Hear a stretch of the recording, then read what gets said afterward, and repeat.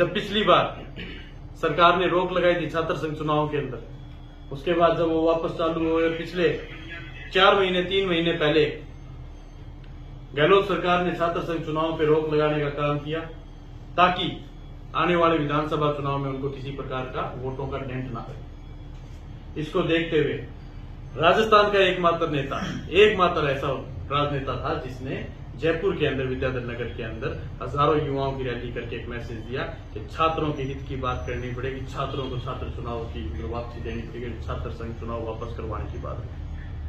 इनके अलावा किसी भी, चाहे वो बीजेपी के दल से हो, चाहे कांग्रेस के दल से हो या किसी अन्य दल से हो, किसी ने भी छात्र संघ चुनाव वापस करवाने की मांग नहीं रखी। उसके बाद हमारी पार्टी का मैनिफेस्टो, जो वक्त बेवक्त हनुमान जी बेनीवाल जब जहां मौका मिला तब उन्होंने इस बात को रखा, संपूर्ण कर्ज माफी किसानों की। पिछली सरकार में जब राहुल गांधी जी आए थे 1 से लेकर 10 तक की गिनती याद थी, 1 से लेकर 10 तक की गिनती तो उन्होंने बता दी, और आगे उन्होंने जो संपूर्ण कर्ज माफी की बात रखी उसको वो खुद भूल चुके हैं। जो संपूर्ण कर्ज माफी की कोई बात कर रहा है राजस्थान के अंदर, वो सिर्फ एकमात्र सांसद हनुमान बेनीवाल है। उसके बाद टोल मुक्त राजस्थान, ईआरसीपी को राष्ट्रीय परियोजना घोषित करना, और जब ईआरसीपी एक ऐसी योजना, ऐसे क्षेत्र से जुड़ी हुई योजना है जहां से हमारे जल संसाधन मंत्री गजेंद्र जी शेखावत आते हैं और उनका बहुत बड़ा हाथ है सरकार के अंदर, और वो उस क्षेत्र से आते हुए भी अपने क्षेत्र की इतनी बड़ी मांग को नहीं उठा पा रहे, तो वहां सिर्फ और सिर्फ हनुमान बेनीवाल ही ऐसा व्यक्ति है जिसने ईआरसीपी की बात।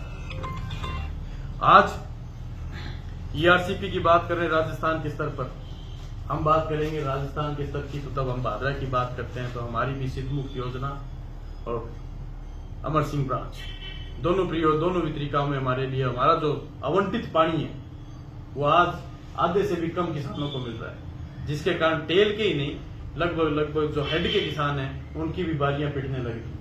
15 से 21 दिन, 21 से 30 दिन और आज 45 दिन के अंदर भी रेगुलेशन में पानी नहीं मिलने लग रहा, बारियां पिटने लगी।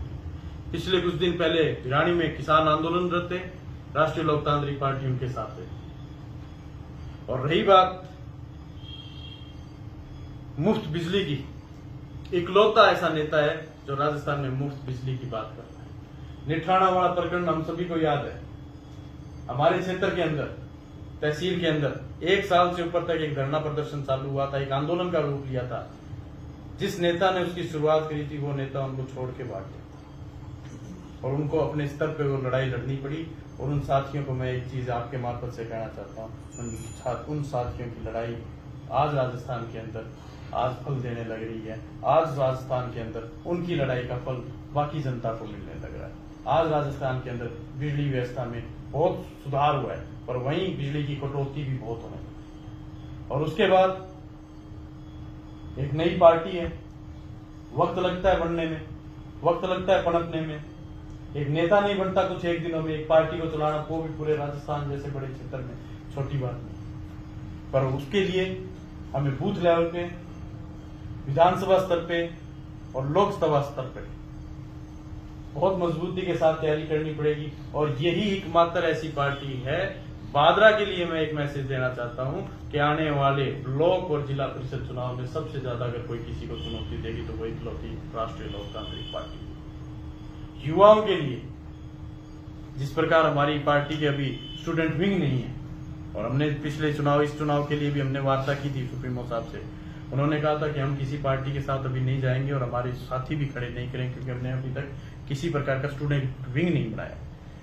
पर आने वाले 2-3 साल के अंदर स्टूडेंट विंग भी आपके पास होगा, स्टूडेंट विंग को भी आपके बीच में लाएंगे और आने वाले छात्र संघ चुनाव में राष्ट्रीय लोकतांत्रिक पार्टी निसंदेह स्टूडेंट विंग के साथ उतरेगी और छात्र संघ चुनाव में भी हिस्सा लेगी। तो जिस प्रकार से मैं आपको कह रहा हूं कि 18 साल के युवाओं से लेके 60-70 साल तक के बुजुर्ग तक एक नया विकल्प राजस्थान को मिलने लग रहा है, जो किसानों और जवानों की बात करने लग रहा है।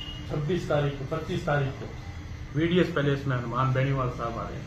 तो आप सबके मार्फत से मैं भादरा की जनता को कहना चाहता हूं कि ज्यादा से ज्यादा संख्या में आए और उनके विचार सुने, ताकि हनुमान बेनीवाल का आप सब तक पता चले, उस इंसान के, उस नेता के क्या विचार हैं, और हमें भी पता चले और बादरा की जनता में भी मैसेज आए कि इस नेता के किस प्रकार के विचार बादरा के लिए उन्नति और प्रगति के काम। कार्तिकेय जी, हनुमान बेनीवाल काफी उग्र मुद्दा उठाने में काफी आक्रोशित दिखे। अपने क्षेत्र में भी दो बड़ी मांग है, एक बिजली आंदोलन की बात है, दूसरी एक टोल प्लाजा जो काफी लोग परेशान है, ठगी हूँ। 2 टोल प्लाजा लग रहे हैं, एक अवैध है।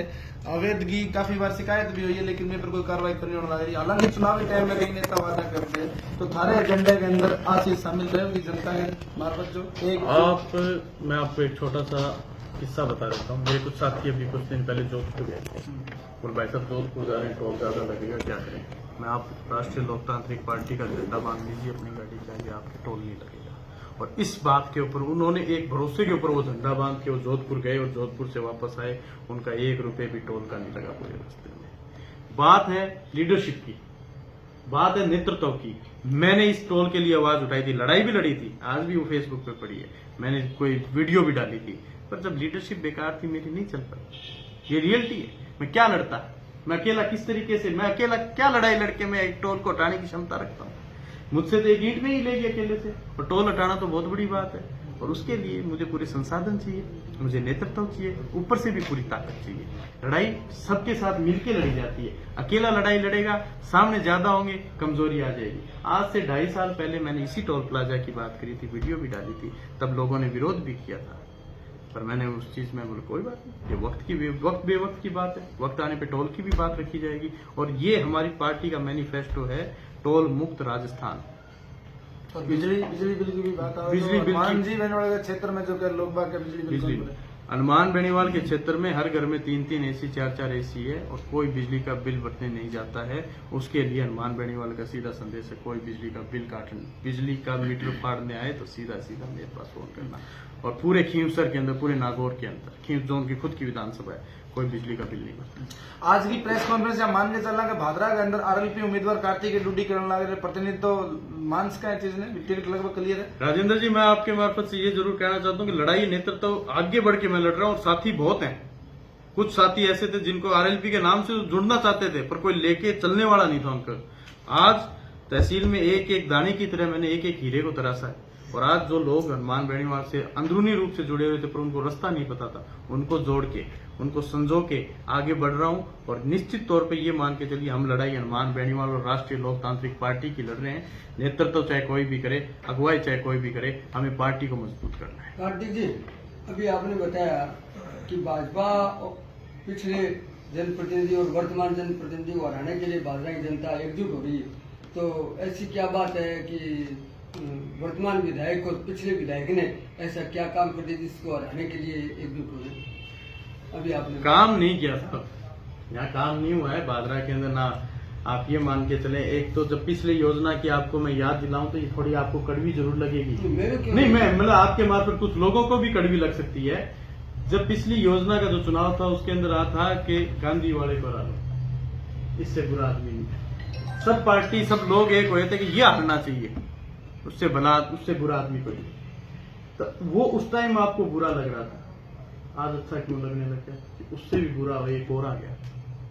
आज बादरा की जनता एक ही आवाज कर रही है, जो मौजूदा, जो निवर्तमान जनप्रतिनिधि था, जो पिछला जनप्रतिनिधि रहा, उसको जो हराएगा वो उसको देंगे। इस तरीके की जन भावना हो गई है। हम जाते हैं जनता के बीच में, लड़ाई लड़ते हैं और दुख भी होता है कि वो मुद्दे की बात पे वोट नहीं दे रहे, वो जनता के लिए जो लड़ा है उसको वोट नहीं दे रहे, जो जनता के बीच में रहा है उसके लिए वोट नहीं दे रहे, वो इसलिए वोट दे रहे कि इसको कौन हराएगा उसको वोट दे रहे। वर्तमान विधायक तो अपना वोट ही काम के आधार पे मांग रहे हैं।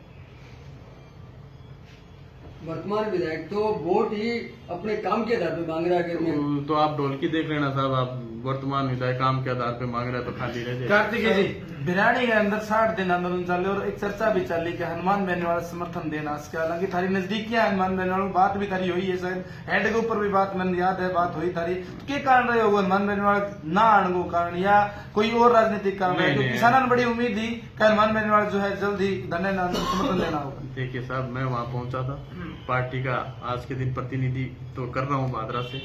अगर मैं वहां पहुंचा हूं तो हनुमान बेनीवाल एक तरीके से आप मान सकते हैं कि उनकी विचारधारा को लेकर मैं आपके बीच पहुंच गया था। हर जगह नहीं हो सकता कि राजस्थान के हर कोने तक हनुमान बेनीवाल खुद पहुंच पाए, पर उसका जनप्रतिनिधि, उसका प्रतिनिधित्व करने वाला उस इलाके से वो व्यक्ति वहां पहुंच रहा है, तो वहां एक ही बात मान के चलिए कि हनुमान बेनीवाल की विचारधारा वहां पहुंच चुकी है।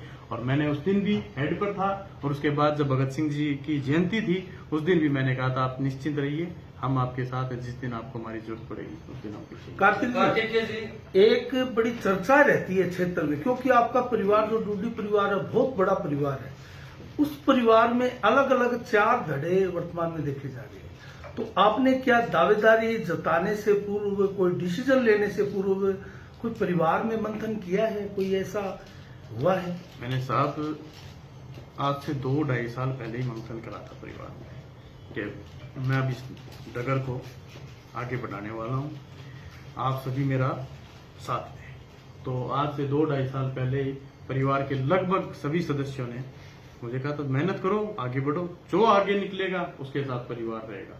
और आज मैं मेरी मेहनत के बलबूते पे यहाँ पहुंचा हूँ। मेरे लिए किसी ने ऐसे ये नहीं था कि मैं कहीं पहुंच रहा हूँ तो परिवार वालों के फोन गए कि कार्तिक यार उसका स्वागत करना। कार्तिक ने तो एक दाने को खुद चुका है, और इस जगह पहुंचने के बाद मैं इस निश्चित तौर पे कह सकता हूँ परिवार मेरा साथ नहीं छोड़ेगा, परिवार साथ रहेगा। हो सकती है कुछ लोगों की मजबूरियां हो, कोई किसी पार्टी में है, कोई किसी दल में है, कोई किसी विचारधारा की है, पर परिवार के तौर पे वो साथ रहेंगे। सर 20 तारीख को सुनने में आ रहा है जयदीप जी डूडी अपने घर सानीबड़ी वहां पर एक मीटिंग कर रहे हैं कार्यकर्ताओं से, कोई बड़ा फैसला ले सकते हैं, चुनाव लड़े या ना लड़े। हालांकि वो बीजेपी में ज्वाइन किए, उन्होंने पहले कांग्रेस में थे। संदीप जी डूडी जो आपके चाचा हैं वो थोड़े दिन पहले मलखेड़ा में बीजेपी के मंच पर थे। ऐसे में कैसे संभव हो पाएगा कि परिवार एकजुट होगा? या 20 तारीख को कोई सूचना है आपको समर्थन देगा आपका डूडी परिवार, या वो बीजेपी को समर्थन देंगे या चुनाव लड़ने का ऐलान करेंगे? देखिए, वो हमारे चाचा जयदीप जी का निजी राजनीतिक फैसला रहेगा।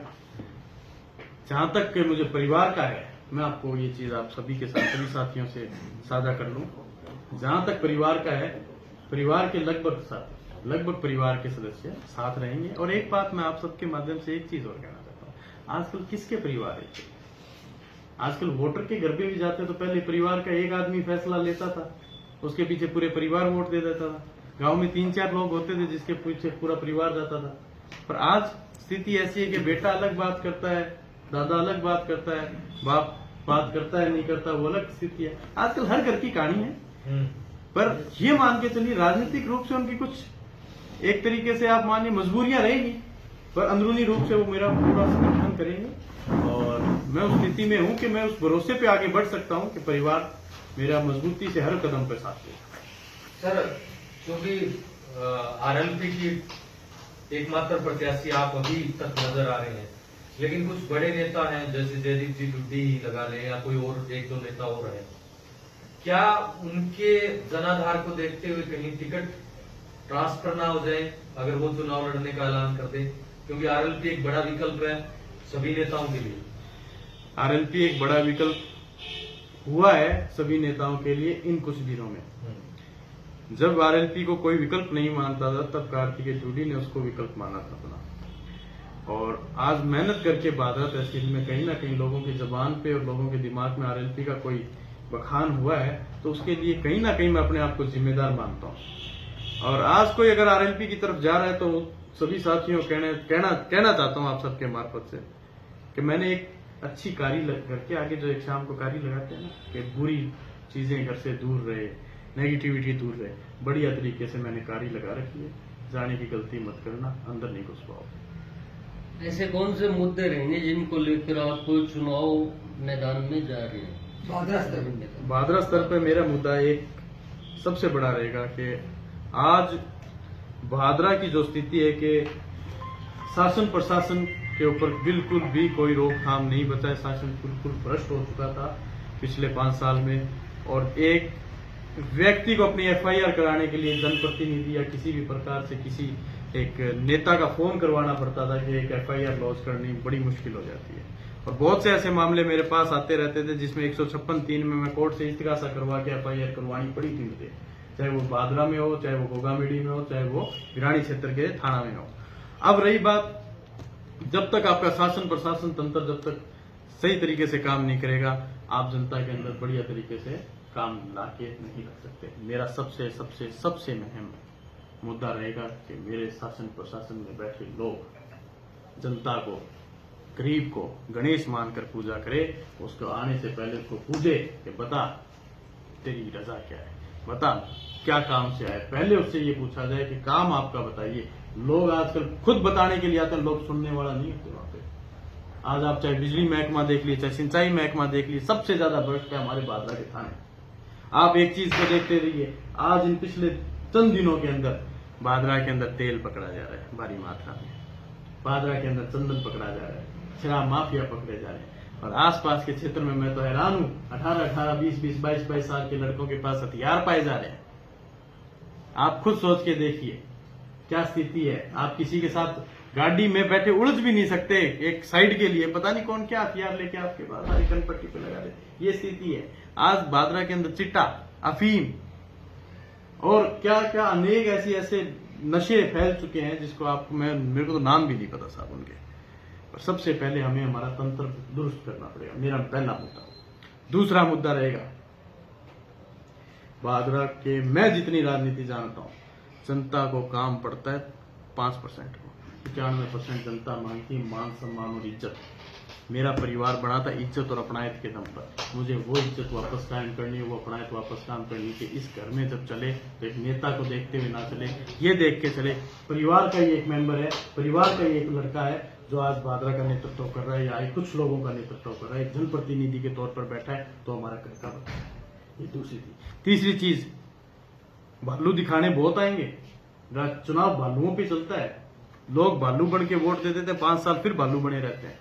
मैं एक ही चीज कहता हूं, काम वही देखो जो होने वाला हो, काम वही पकड़ो जो आप करा सकते हो। आज बादरा का सबसे बड़ा जो तंत्र खराब हो रखा है वो सिंचाई तंत्र है। बादरा का नहरी तंत्र बिल्कुल बेकार हो चुका है, जिसके लिए आपको लड़ाई लड़नी पड़ेगी इंटरस्टेट। आज हरियाणा हमारा पानी नहीं दे रहा, आज हरियाणा हमारा पानी नहीं दे रहा, तो उसके लिए किसानों की आवाज उठाने के लिए नेतृत्व तो चाहिएगा। उन किसानों की आवाज को संसद में या विधानसभा में उठाएगा, तभी तो इंटरस्टेट मामले सुलझेंगे साहब। आज एक यहाँ का किसान आवाज उठा के रह जाएगा, हरियाणा का किसान, हरियाणा की सरकार क्यों उसकी सुनवाई करेगी? वो अपने किसानों की जगह पहले सोचेगी। हमारा जो 564 क्यूसेक जो पानी है और जो हमारा अमरसिंह ब्रांच का पानी है, उसको पूर्ण रूप से हमें मिले, इस चीज की लड़ाई हमें सदन में लड़नी पड़ेगी, हमें विधानसभा में लड़नी पड़ेगी। इंटरस्टेट का मामला है, स्टेट को और सेंटर को मध्यस्थता करके इस मामले को सुलझाना पड़ेगा। इसके लिए लड़ाई लंबी लड़नी पड़ेगी। इन मामलों को समझिए साहब, ये सबसे बड़ा तंत्र है हमारा। प्रशासन को सही रखना है, भ्रष्ट मुक्त प्रशासन हो, सिंचाई तंत्र सही हो। तीसरा सबसे बड़ी बात, यहाँ पे आम मानस की जनता की सुनवाई हो। ये मेरे अहम मुद्दे रहेंगे और अपनायत की राजनीति हो, ना कि वोटर की और नेता की राजनीति। कार्तिक जी, कार्तिक डूडी एक युवा चेहरो, एक बड़ो आंदोलन हो, प्रिंस कांड जो भादरा में चेहरो सामने आयो। बिंगे बाद में कार्तिक के लगातार आंदोलन में भागीदारी ली, चाहे वह गांधी गो किसी प्रकरण हो, चाहे किसान आंदोलन हो, चाहे बिजली आंदोलन हो, लगातार भागीदारी। लेकिन जनता की एक संशय है कि लगातार कार्तिक आंदोलन ने सिरे चढ़ाने में नाकामयाब रहे और कार्तिक आंदोलन छोड़ के चले हुए भाई, क्या कहना चाहोगे? कहना इसमें ये है साहब, मैंने सबसे पहले प्रिंस की आप बात करें, आंदोलन नहीं, वो एक घटना थी, गलत। उसमें क्या होता, बच्चे की एफआईआर नहीं हो रही थी, लड़ाई लड़ी, प्रशासन को घेरा, सरकार को, थाने को घेरा। उस बारिश में जब घेरा तो उस टाइम की जो सीआई थी वो सस्पेंड होके गई। ये आप इसको जीत मानते हैं या हार मानते हैं, ये आप सोचिए। मैंने ऐसे एक जो सीआई थी मौके के, उसको सस्पेंड करवाने का हम सबने मिलकर काम किया। उसके बाद वो एफआईआर भी और पोस्ट कोर्ट में उसका मामला भी चल रहा है मार्केट। दूसरी बात, जब डीएपी की लड़ाई लड़ी तो यहाँ रोड पे बैठा, रोड जाम किया, केस लिए, पर रात को जब डीएपी लेके उठा, जब उठा तब डीएपी लेके उठा। मेरे को तो नहीं लगता मैंने किसी भी प्रकार से हार दी। जब यूरिया की बात आई, वही रोड रोका बादरा के अंदर, यूरिया रात को दिलवाई, रात को टोकन बंटवाए 2 बजे, और किसानों को सुबह जब खेत में पहुंचे तो उनके कंधों पे, उनके घरों, उनके खेतों में यूरिया पहुंची हुई थी। तो इसको भी मैं अपनी जीत मानता हूं। उसके लिए कोई मुझे हार के लिए मानता हो तो उसके लिए अब इससे ज्यादा मैं कुछ कर नहीं सकता। और रही बात गांधी आंदोलन की, गांधी आंदोलन में कार्तिकेय कोई भागा नहीं था। कार्तिकेय ने साथियों को बचाने का काम किया था। जब प्रशासन हावी हो गया था, मैं वकालत का स्टूडेंट रहा हूँ, मैंने वकालत करी है। मुझे पढ़ाई में सिखाया है कि बंदूक सिर्फ फौज को मिली और डंडा सिर्फ पुलिस को मिला, और इनको चलाने की ताकत भी इन दोनों के पास ही है। आम जनता के पास किसी भी प्रकार से सामना करने की ताकत नहीं है। जब प्रशासन हमारे ऊपर हावी होने लगा, मैंने सभी साथियों को पीछे हटने का काम किया, क्योंकि एक बच्चे के सिर में अगर चोट लग जाती है, ऐसी कोई चोट लग जाती है जिसके उसे जीवन की हानि हो जाती, उसका जिम्मेदार कौन होता? राजनीति तो मैं आगे भी कर रहा हूँ और आगे करता रहूंगा, मेरी राजनीति को कौन रोक देगा? पर उसके जीवन लीला खत्म हो जाती, वो दाग कौन धोता फिर सारी जिंदगी? मैंने एक एक व्यक्ति को पीछे हटाया, एक एक बच्चे को पीछे हटाया। सारी रात मेरा फोन चलता रहा, लड़के पूछते रहे भाई साहब क्या करना है।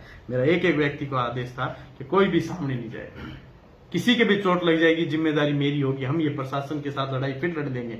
वो छोरे नहीं माने, आगे गए। मैं तुम छोरों को आगे नहीं लेके आया, यूं कहते कि छोरे को आगे करके खुद हट गया। मैं तो उन छोरों को पीछे रखा था और छोरे खुद आगे, चोट लगी। आज उन बच्चों के 180 बच्चों के ऊपर FIR, उनका जिम्मेदार कौन है?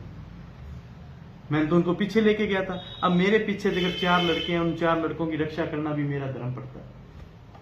ईमानदारी से करो राजनीति। हो सकता है वक्त लग जाएगा, हो सकता है एक रात में नहीं चमकूंगा, पर जब चमकूंगा तब पूरा चमकूंगा। फिर रही बात दूसरी, बिजली आंदोलन में अभी भी वो वीडियो आपके बीच में पड़ी होगी, जब प्रशासन उनके मीटर फाड़ रहा था, उन साथियों के बीच में खड़ा उन प्रशासन के साथ लड़ाई लड़ रहा था कि साहब हम गिरफ्तारियां देने के लिए तैयार हैं, हम आपसे लड़ाई लड़ने के लिए तैयार हैं। एक वीडियो तो ऐसी है जब शैलेंद्र को पुलिस डाल रही थी तो पुलिस के और शैलेंद्र के बीच में उनको छुटाने का काम भी मैंने किया था। उस स्थिति में मुझे भी डाला अंदर जा सकता था, पर ठीक है। पर जब वहां पे एक मीटिंग हुई छोटी सी चौक में, गाँव के ग्वांड में, और वहां से बोले कि हम जो धरना स्थल था बस स्टैंड की तरफ चलते हैं, तो हमारे साथी गुलशन जी वहीं थे। बोले आ जाओ भाई साहब, आप, मेरा ननियाल है, मुझे रास्ता पता है, आपके साथ आप गाड़ी में बिठा के ले जाओ। मैं इनकी गाड़ी में बैठ के वाहन में रवाना हो गया। जब मैं वहां पहुंच गया, और जब क्यों गाड़ी में थे, वो पैदल आ रहे थे, वहां जाके देखा तो गाड़ियों में प्रशासन बैठ के जा रहा था। तब मेरा यूं अजीब, मैं बोले ये क्या, वो प्रशासन, गाड़ियां तो हमारी आनी थी, पर प्रशासन कैसे गाड़ियां ले जाए। आगे जाके देखा तो इस दौरान बीच में गिरफ्तारियां हो गई थी शैलेंद्र की और बाकी अन्य साथियों की। तो उस गिरफ्तारियों के अंदर जब बोला कि गिरफ्तारी हो चुकी है, सारा प्रशासन ने कर लिया है, तब उन्हीं साथियों को ले जाके गोगामेड़ी थाने के आगे धरना देने का काम भी मैंने ही किया था। कहीं भी मैंने जगह नहीं छोड़ी, कहीं भी मैंने लड़ाई बीच में नहीं छोड़ी। पर एक बात आप बताइए, महाराणा प्रताप ने अपने जीवन को किसी और के अंदर गुलाम बनाने से अच्छा सोचा कि जीवन में सारा जीवन जंगल में काट लूंगा, घास फूस की रोटियां खा लूंगा, पर कभी किसी की गुलामी सहन नहीं करूंगा। मैं वो कार्तिकेय डूडी हूं जो किसी की गुलामी सहन नहीं करूंगा। मैं ये नहीं देख सकता कि कोई मुझे पुलिस थाने में पटक के, अड्डा पटक के मारने लग रहा है, उससे पहले मैं जितना अपना बचाव कर सकूंगा मैं करूंगा अपना। पर मैं इतना जल्दी झुकने वाला, कमजोर होने वाला इंसान नहीं हूं कि कोई पुलिस को अपनी राजनीति चमकाने के लिए गिरफ्तारी दे दूं, अपनी राजनीति चमकाने के लिए 4 पट्टे खा लूं। नहीं साहब, मेरी राजनीति अलग है। मैं लड़ाई लड़ूंगा, पर अपने तरीके से लड़ूंगा। मैं अपने साथियों का बचाव करूंगा और आखिरी वक्त तक अपना भी बचाव करूंगा। अगर मैं बाहर रह के लड़ाई लड़ूंगा तब तक ही लड़ाई लड़ सकता हूं, अंदर लड़ाई नहीं लड़ी जाती। कार्तिकेय जी, कानून व्यवस्था की बात करा, पिछले 4.5 और यूं पहले 5 साल की बात करा, तो वर्तमान के अंदर 2 बड़ा प्रकरण जो भादरा के अंदर चंदन तस्करी, बहुत बड़ी तस्करी, और दूसरी 83,000 लीटर को डीजल, जो नकली डीजल है, गैस ऑयल, वो पकड़े जाना, और बैंक के खिलाफ भी कार्रवाई इतनी हल्की लेगी आचार संहिता के अंदर के जो मुख्य आरोपी अब तक बाहर है। तो प्रशासनिक तौर पर की कमजोरी मान रहे हो क्षेत्र के अंदर? नशो लगातार, तस्करी लगातार, नकली माल लगातार बदलना है। भाई साहब, नेतृत्व की कमी है, जनप्रतिनिधि में कमी है। जनप्रतिनिधि चोर है जो किसी, अगर जनप्रतिनिधि सच्चा हो, जनप्रतिनिधि ईमानदार हो, मजाल है किसी की कोई पत्ता भी ला जाए। आज क्षेत्र के अंदर, अब मैंने तो वो, मेरी तो ये आदत नहीं है किसी पे पर्सनल जाने की। मैंने तो व्हाट्सएप देखा, वो जमीन के कागज बलवान फगेड़िया के नाम, वो फैक्ट्री रंजन मानस के नाम, उसका काम कोई और कर रहा है, कुछ और सिस्टम चल रहा है। उधर वो चंदन पकड़ा गया, उसका वो कोई यूथ याथ ब्रिगेड और बनाई आजकल, वो SFI छोड़ के नया सिस्टम बना लिया उसने, तो उसका ही कोई पदाधिकारी चंदन में लिप्त। तो साथियों, इससे ज्यादा आपको उदाहरण और कितने चाहिए? मेरी आदत नहीं है मैं किसी पे पर्सनल कटाक्ष करूं। मैं जब करूंगा तब चुनावी माहौल के अंदर करूंगा, मैं रात दिन नहीं करता। पर फिर भी मैं आपको कहना चाहता हूं, ये शब्द लिप्त है, ऊपर से लेके नीचे तक लिप्त है। हमारे काम होते थे लालचंद जी के समय, मेरे पिताजी कराते थे, जसवंत जी थे तब हमारे काम होते थे, और हम जाके सीधा तहसीलदार की मदद पिटा करते थे। तहसीलदार काम नहीं करता, धमका के काम करा लिया करते थे। क्यों कराते थे? हमारे महीना नहीं आता था साहब। यहाँ बात तो वर्तमान विधायक भी कहे कि मैं दलाली खत्म कर दी, मैं थाना पुलिस जो है बैठा दी, रोड पर पुलिस कौन मिली, तो अ बात में तो सेम यही बात कहने लग रही। भाई थाना तहसीलदार में जो काम है डायरेक्ट होना है। आप एसडीएम के पास जाके खड़े हो जाइए, आपकी सुनवाई हो जाए तो मुझे बता देना। आप कविता पूनिया के सामने जाके खड़े हो जाइए, आपकी सुनवाई हो जाए तो मुझे बता देना। यहाँ से जाने वाला एक एक प्रशासन का नुमाइंदा जाता है तब ये कह के जाता है भाई साहब पेंडा छुटाया हमने तो। नरेंद्र पूनिया डीएसपी साहब गए थे, पीछा छुटा के गए। रणबीर जी पीछा छुटा के गए। पिछलाजी अगर पीछा छुटा के गए। सुखराम चोटिया पीछा छुटा के गए। जय कौशिक पीछा छुटा के गए। तो बड़ा आरोप लगा रहे हो। सीधी बात है, मतलब एक कर्मचारी काफी टाइम 2 साल 3 साल काम करके जा रहे थे, पीछा छुटा के गए ये लोग। मैं गलत नहीं कह रहा इस चीज में, मैं सीधा कहता हूँ। एक व्यक्ति कहता था, बोले भाई साहब 19-20 तो हम करते हैं राज के अंदर, 19 और 30 नहीं हो सकती। और ये आदमी 19-30 करने के लिए कहता। कार्तिक जी, जिस प्रकार से बलवान पूनिया विधायक बने, उससे पहले उन्होंने अपनी एक किसान नेता की छवि बनाई थी। तो आज चाहे वो सिंचाई पानी के लिए हो, किसान सड़कों पर है, फसल बीमा क्लेम के लिए हो, किसान सड़कों पर है, खारा पानी पीना हो या यूरिया का आपने जिक्र किया, किसान हर तरीके से सड़कों पर है। तो फिर क्या किसान छवि जो धूमिल हो गई, अब किसान नेता बलवान पूनिया नहीं रहे। अनिल जी, मैं एक चीज आपको बताना चाहता हूँ, सभी साथियों को बताना चाहता हूँ। किसान नेता ना तो 5 साल में, 10 साल में, 15 साल में बनते।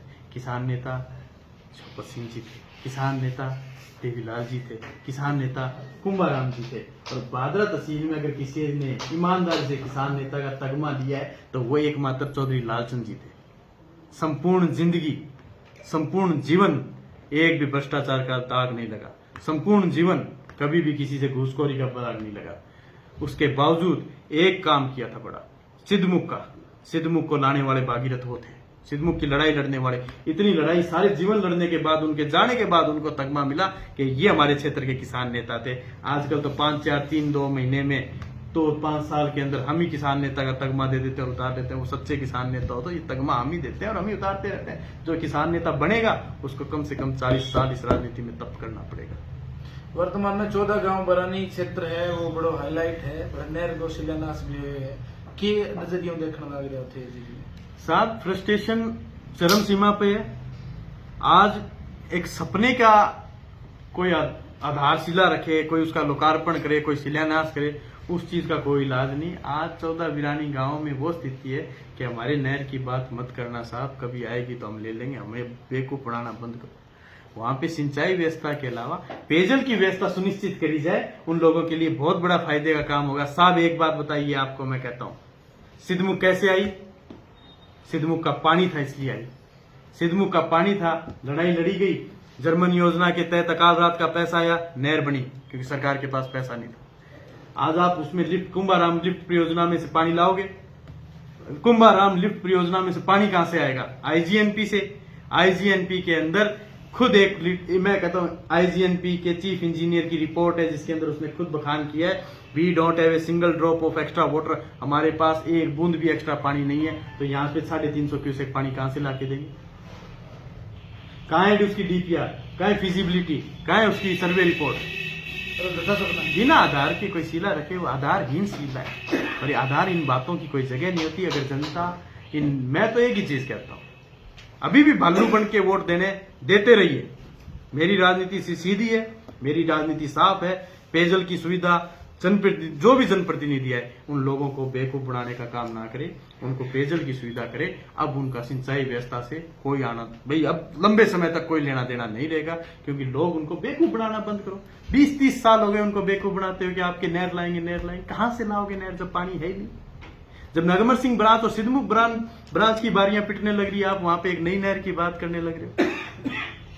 साहब सीधी सी बात है, राजनीति कितनी भी करो, कितनी लंबी करो, पर जितनी भी करो मजबूती के साथ करो, सच्ची करो, बेदाग करो।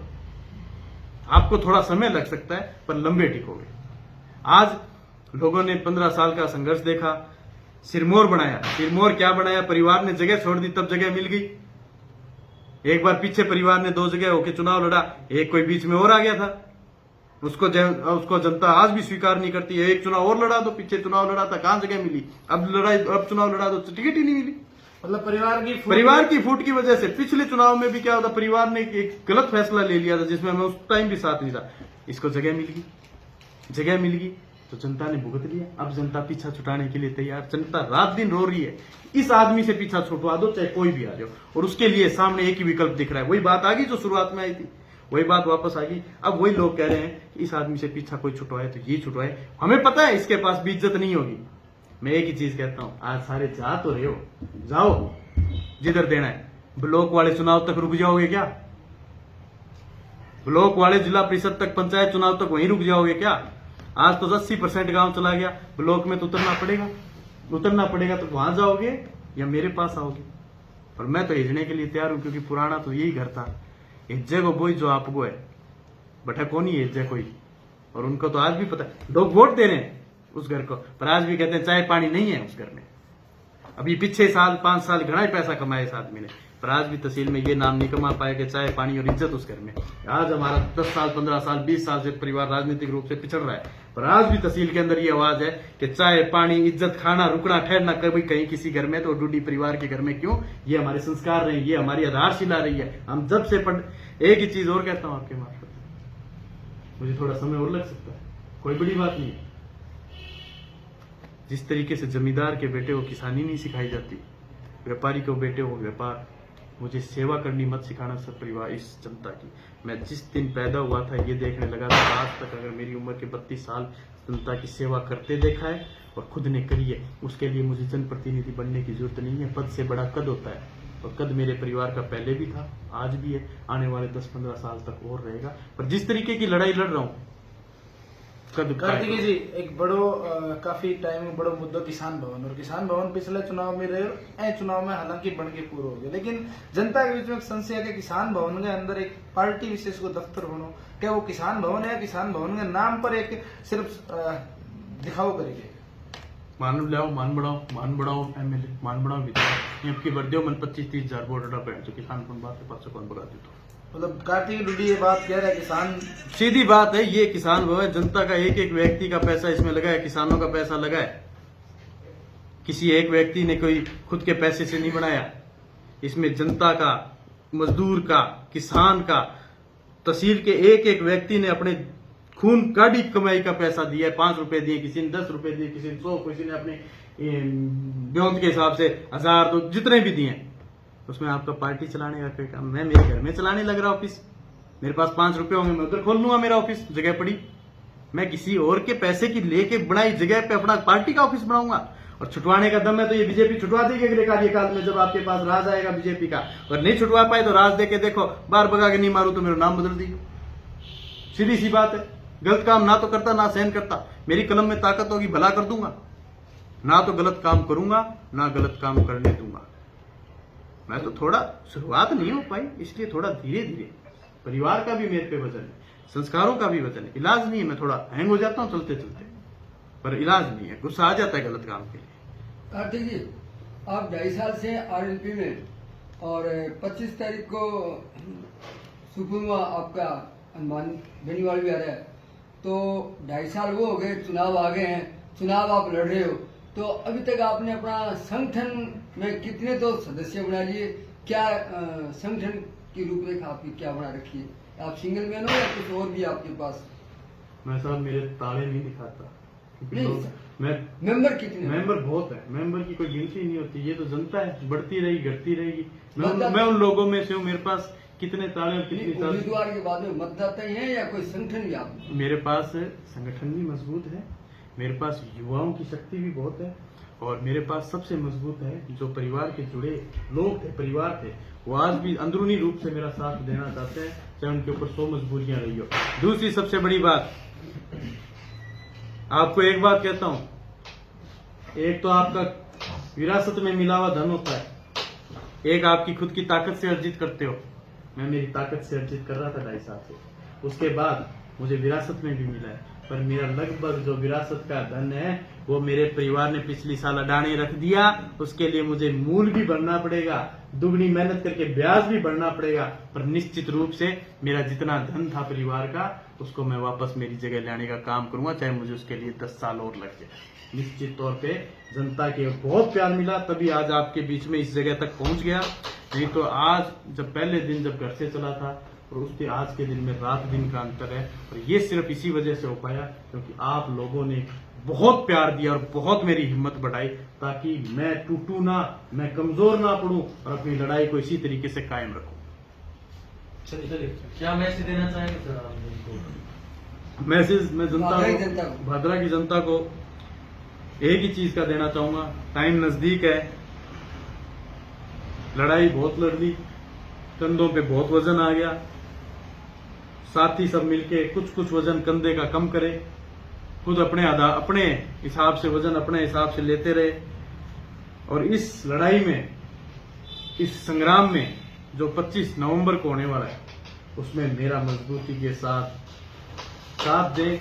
आपको इतना ही कहना चाहता हूं साथियों, राज ना मिला, सत्ता ना मिली, सत्ता के नजदीक लगा के देख दो, राज का चूरा बना के आपके कदमों में नहीं डाल दिया तो मैं भी असल का कार्तिकेय टूटी। बहुत धन्यवाद। बहुत बहुत धन्यवाद।